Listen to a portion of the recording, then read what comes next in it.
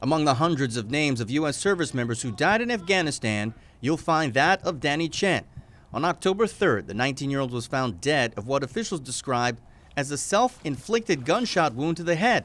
The New York native's dream of serving his country apparently ending tragically by his own hand. Or did it? The community nor the family are willing to concede Danny committed suicide. Civil rights attorney Elizabeth O. Young says the teenager may have pulled the trigger, but it was his fellow soldiers who emotionally loaded the weapon and pointed it his way.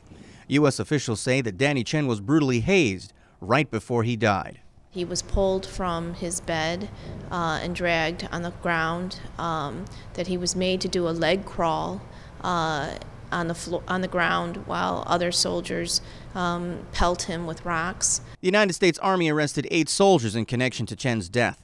1 lieutenant, 2 staff sergeants, 3 sergeants, and 2 specialists all face a number of charges, including involuntary manslaughter, negligent homicide, and assault. The Chen family also says the small-framed young man often wrote about being manhandled and ridiculed. In letters, he recounted being called Jackie Chan, a Chinese action actor. When you are few in number and you look different, you are easy targets for bullying, hazing, etc.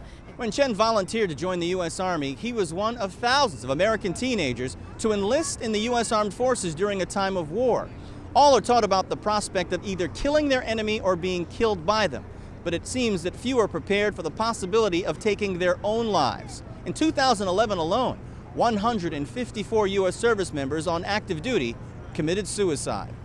Hardcore U.S. military supporters argue that hazing and bullying tactics are necessary to maintain order and discipline. But many former service members say the time has come to change archaic methods for military discipline. John Mirrione is a combat veteran of the U.S. Air Force.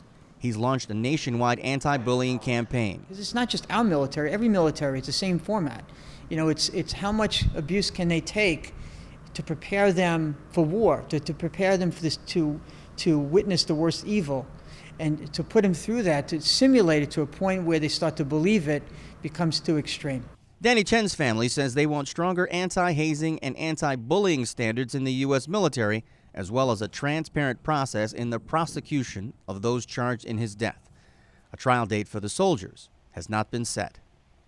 Gary Anthony Ramsey, Press TV, New York.